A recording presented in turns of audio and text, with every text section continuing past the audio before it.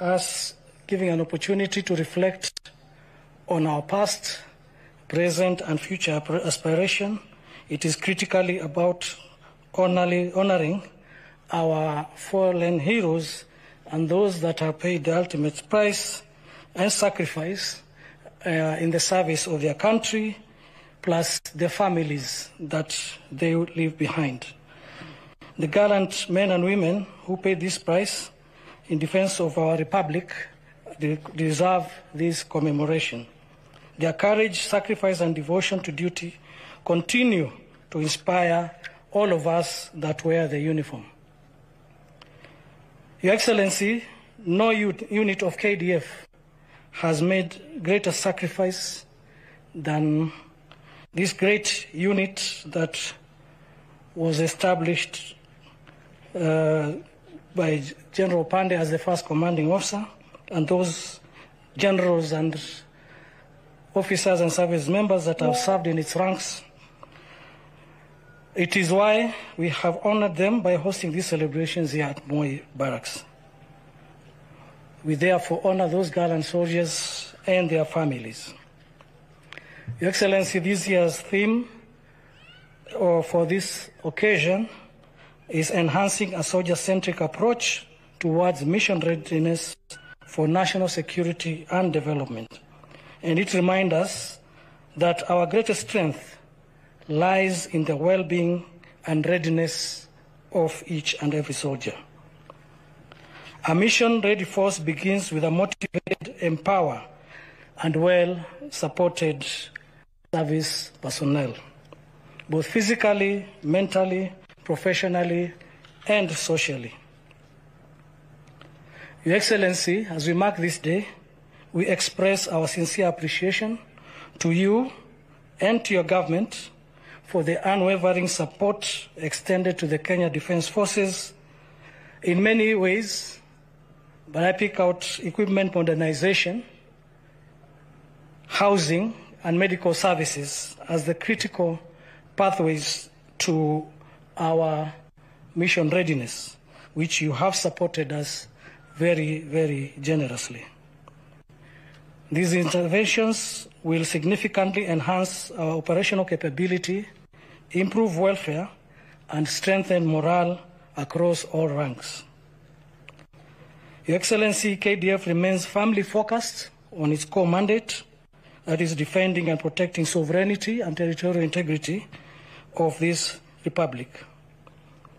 In today's complex and dynamic security environment, we continue to strengthen adopting multi-agency approach to national security operations and nation building, working closely with other institutions of government to safeguard our country, contribute to peace, prosperity, and development. To this end, I wish to recognize the civilian arm of the ministry, headed by our Chief of Defence Forces, Honorable Soipan Tuya, the PS and the entire component, that are our key bridge to government and other agencies, and also ensuring that every policy direction is followed through and implemented through us. The KDF Foundation rests on loyalty, integrity, professionalism, and service to duty. And that is service to the nation before self. I need to emphasize that. Service before self. We continue to uphold our proud tradition, Your Excellency, of being apolitical and guided solely by our constitutional duty and mandate, and commitment to the people of Kenya. We also recognize the centrality of our families in sustaining a mission readiness force. Behind every uniform stands the families whose love, support, and sacrifice enable our soldiers to serve with courage and focus. We honor them today as an integral part of the defense community. Your Excellency, on behalf of the entire Kenya Defense Forces, I reaffirm our unwavering dedication to duty, discipline, and service to our nation. Allow me to acknowledge for these celebrations the meticulous preparations that have been put in place, and I thank the Commander Kenya Army for leading the team that handled this task. With those said, may God bless the Kenya Defense Forces. May God bless our great motherland, Kenya. It is now my honor and humble duty to invite Your Excellency to address your troops and the nation at large on this auspicious occasion. Your Excellency.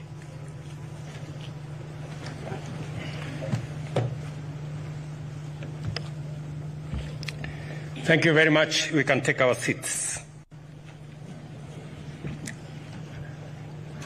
Cabinet Secretary, Ministry of Defense, Principal Secretary and staff, Chief of the Defense Forces, retired Chiefs of Defense Forces, Service Commanders, General Officers, retired General Officers and Service Personnel, distinguished guests, ladies and gentlemen. It gives me great pride and honor to join today here at Moi Barracks, Eldoret, as we mark the Kenya Defense Forces Day. This occasion is a moment of deep national pride, a day when we pause as a nation to honor our gallant men and women in uniform, officers whose enduring courage and steadfast devotion to duty have safeguarded our sovereignty, upheld our security, and advanced our stability and prosperity. Today's celebrations, guided by the theme enhancing a soldier-centric approach towards mission readiness for national security and development, comes at a defining moment, capturing both the spirit of our times and the enduring call to place the soldier at the heart of our national security and development agenda. We are reminded that the true heart of our national defense lies not only in our weapons or technology, vital though they are, but in the courage, welfare, and the unwavering readiness of the Kenyan soldier. It is the soldier who stands as the living shield of our sovereignty, the steadfast pillar upon which our security progress and national destiny are built. At the core of our celebration today, ladies and gentlemen, is the recognition of the immense sacrifices made by our soldiers. Every soldier who dons the Kenyan uniform carries the hopes, safety, and dignity of millions of our citizens. They operate in punishing terrains, enduring long separations from their families, and face danger with extraordinary courage. We cannot forget our brave heroes and heroines who have paid the ultimate price in the line of duty, defending our borders, securing our communities from the threat of terrorism, and serving in peace support operations beyond our borders. Their memory is forever etched in the conscience of our republic. We owe an unending debt of gratitude to them and to their families, whose sacrifice continues to inspire our nation's resolve. As Commander-in-Chief, I solemnly reaffirm the government's resolute commitment to honoring their service through devoted care and support for their dependents. Ladies and gentlemen, mission readiness is measured by the strength of the men and women in uniform, their physical fitness, psychological resilience, moral grounding, and social support. That is why, as a government, we have set out 4 clear priorities to strengthen the foundation of our defense forces. The first, the welfare of the soldiers and their families.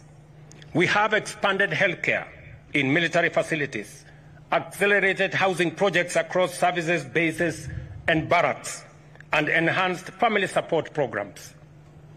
When a soldier has the comfort of knowing that family is safe and supported, they serve with sharper focus, greater courage, and unshakable resolve.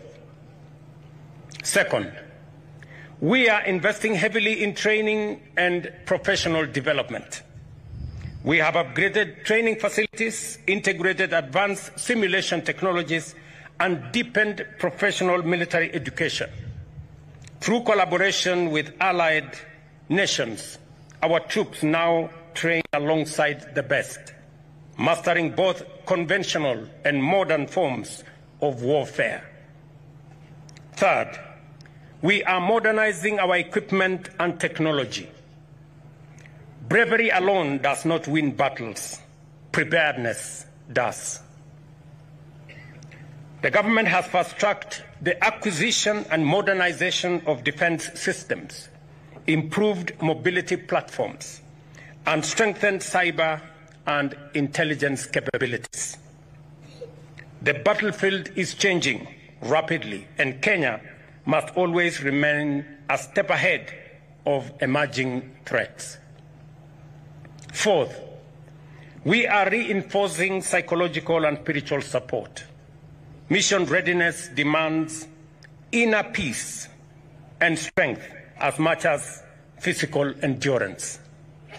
We are scaling up programs to address post-traumatic stress, build resilience, and provide moral guidance, recognizing that the mind and spirit of a soldier are as vital as their skill and strength.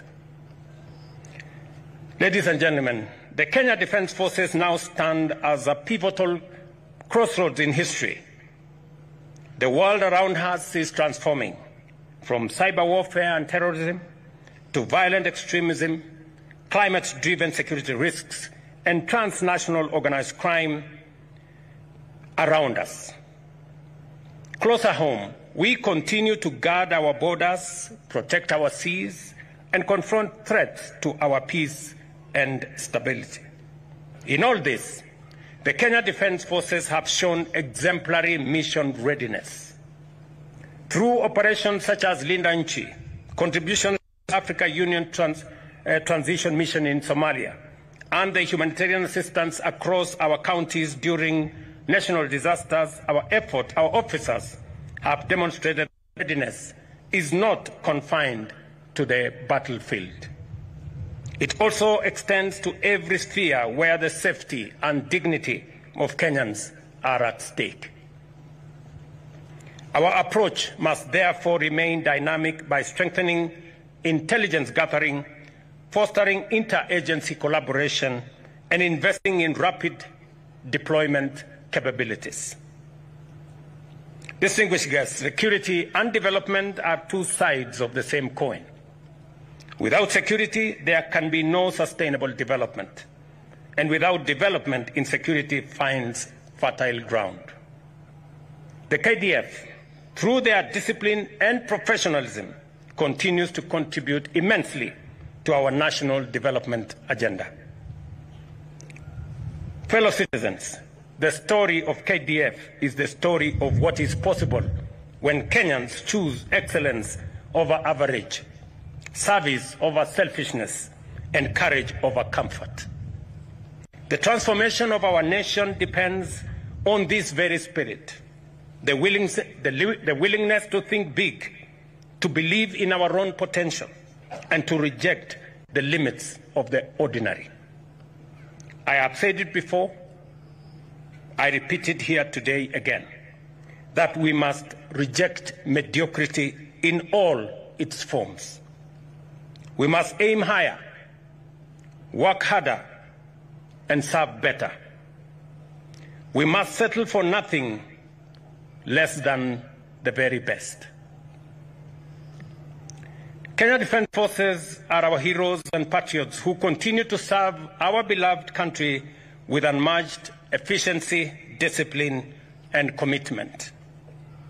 The KDF has remained a shining symbol of professionalism and integrity, not only in protecting our sovereignty, but also in driving the very transformation of our nation. Across Kenya, the fingerprints of the KDF are everywhere. You have built roads that connect communities and open new frontiers of opportunity. You have supported the construction of hospitals and schools that give life and hope to our people. You have played a pivotal role in iconic infrastructure projects such as Talanda Stadium, embodying our belief in talent, excellence, and national pride. In the North Rift, your courage and discipline have restored peace and order, allowing families and businesses to thrive once again. Our soldiers have also been instrumental in disaster response, medical outreaches, and environmental conservation efforts such as tree planting, all of which strengthen our national resilience and defense. We shall continue to harness the skills and expertise of the Kenya Defence Forces in nation-building projects, whether in housing, manufacturing, innovation, or national infrastructure. And I'm very proud that finally we will have the Ulinzi Construction Company that will have all the capabilities for us to have KDF undertake construction of roads, bridges, houses, especially in difficult areas of our nation. I have committed to the KDF fraternity that the government of Kenya is going to put at their disposal all the equipment necessary for us to realize this vision, because we want to establish bases in some of the difficult areas in Kenya, in Turkana, in West Pokot, in northern Kenya, and many other areas that are of necessity to be able to protect our country. We shall also continue to deepen defense cooperation with regional and international partners, strengthen our interoperability, and enhance intelligence gathering. These partnerships not only improve our mission readiness, but also elevate Kenya's role as a responsible and respected member of the international community. As President and Commander-in-Chief, I am proud of what you have achieved, not only because you serve with honor, but also because your work gives life to the government's vision of a transformed and prosperous Kenya. You are builders of the Kenya we dream of, a Kenya that is modern, united, secure, and full of possibility.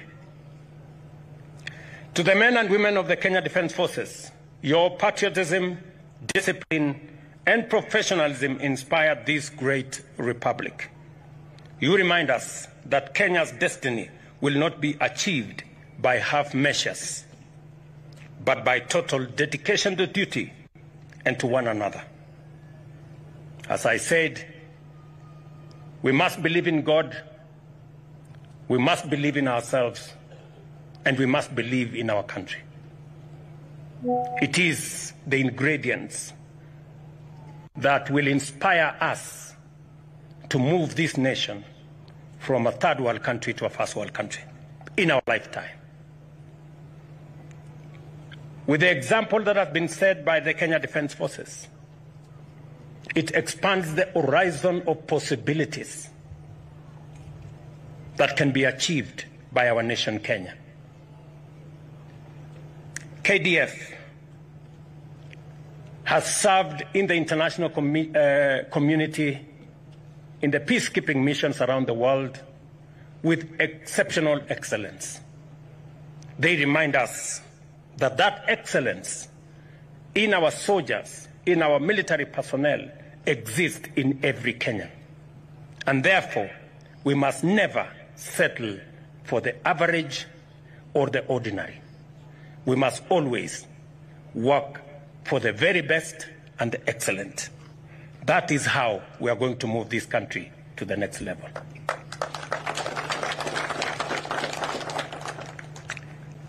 As Commander-in-Chief, I thank you for standing tall for Kenya, for building, protecting, and transforming our nation with excellence and pride. As I donned this Commander-in-Chief uniform today, it reminded me of my early years as a pupil, actually, in Kamagut Primary School just next door. In 1979, when this base was set up, I was a standard 6 pupil. Today, with a lot of pride, I saw the choir from St. Mark, my village mates, sing here. And they were singing about the Commander-in-Chief. I don't know whether they knew who that was. And with, again, with a lot of pride to see the development that has gone on in this institution and the great strides that have been made by not just the 9th Battalion, but the Kenya Defence Forces. Congratulations on all the positive steps that you are making to secure our nation.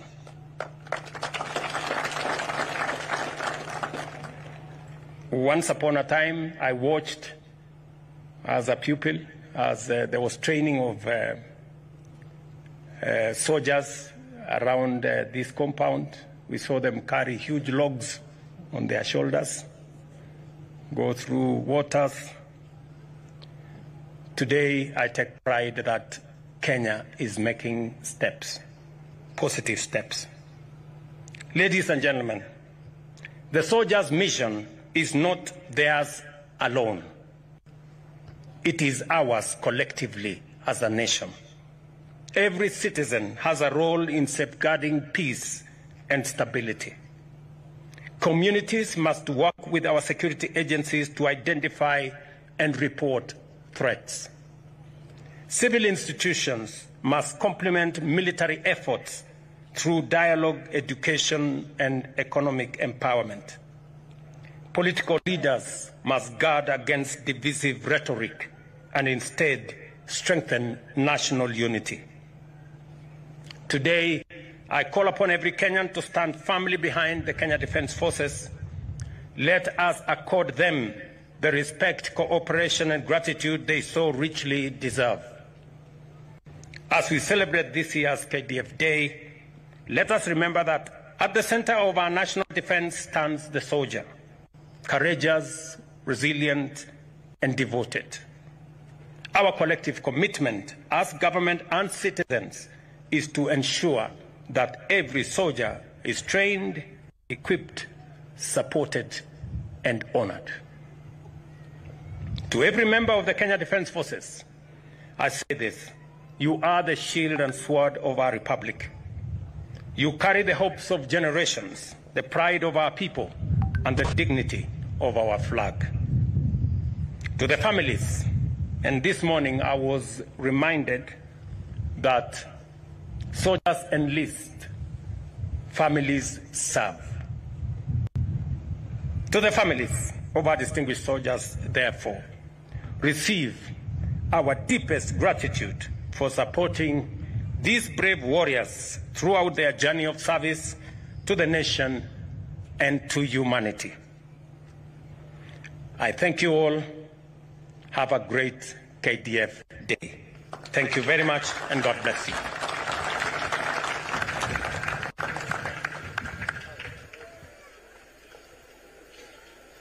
Asante sana Mheshimiwa Rais. Kinafuata kipindi cha sherehe za machweo ya jua, beating of the retreat by the KDF band. Bendi, tafadhali wapo mko tayari, uwanja ni wenu.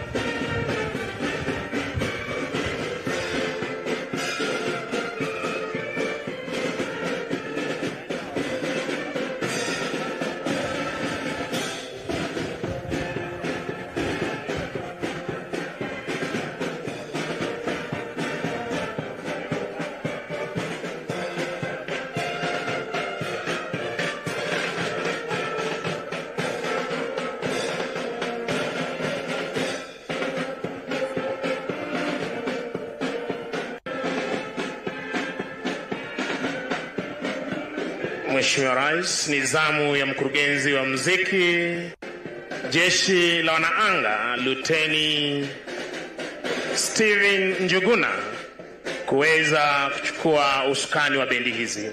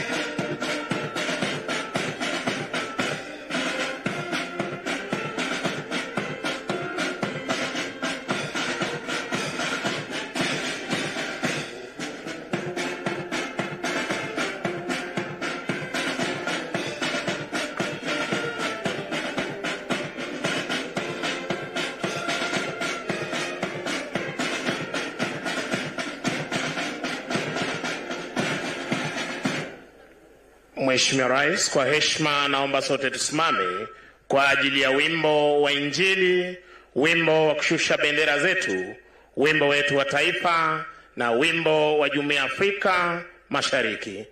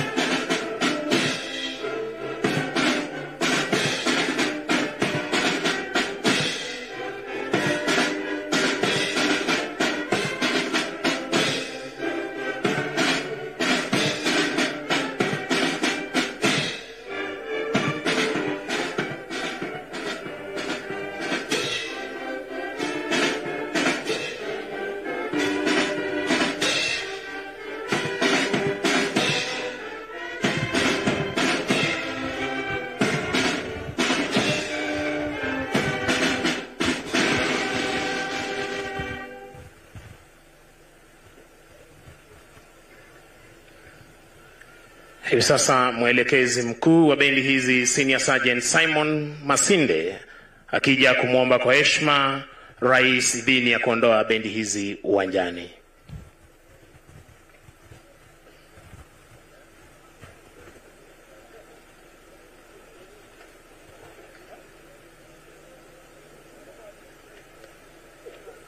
Mheshimiwa Rais, naomba kwa heshima tuketi tafadhali.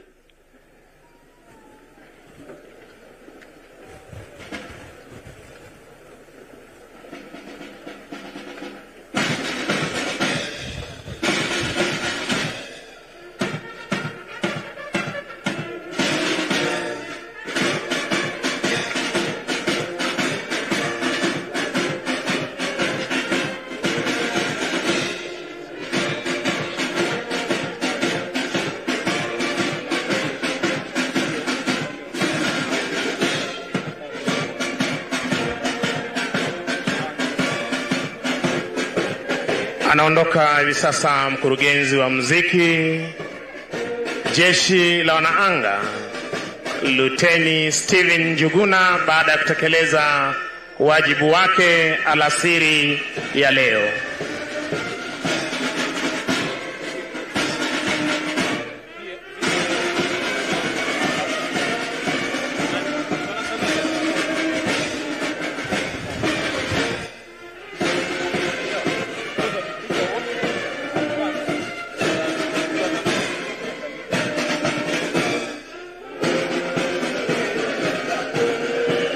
Asante sana Mheshimiwa Rais kwa kuweza kupokea saluti hiyo kutoka kwa bendi za majeshi ya ulinzi.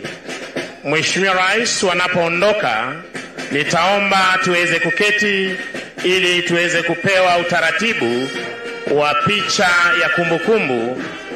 Siku hii ya leo tarehe 14 Oktoba mwaka huu 2025 tuliweza kutekeleza na kusherehekea sherehe za siku ya KDF katika kikosi hiki cha 9 Barracks hapa Eldoret.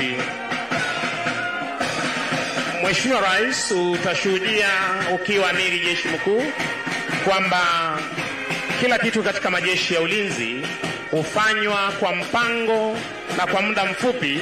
Ndiposa Mheshimiwa Rais, tunazidi kushukuru majukumu ambayo umetupa ya kuweza kuendelea na ulinzi wa taifa na hali kadhalika kuhakikisha kwamba miundo misingi ya taifa letu la Kenya inazidi kuboreshwa.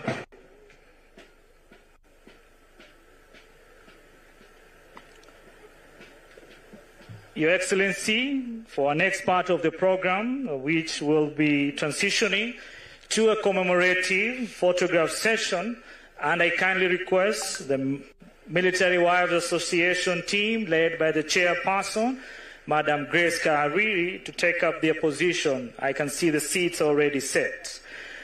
Your Excellency, distinguished guests, as we conclude today's memorable KDF Day celebrations, we reflect with pride on our rich heritage of service while embracing a future filled with promise and unwavering commitment. Thank you all for joining us in these celebrations, and we do pledge to continue protecting and serving our beloved nation with honor, dedication, and pride. Your Excellency, as we capture this historic moment, this photo session will serve as a lasting memory of today's celebration and the distinguished individuals who have graced us with their presence on this momentous occasion. As such, allow me to read to you the exposures as they will be following each other. Your Excellency, I now kindly request the Permanent Secretary for Defense, the Vice Chief of Defense Forces, the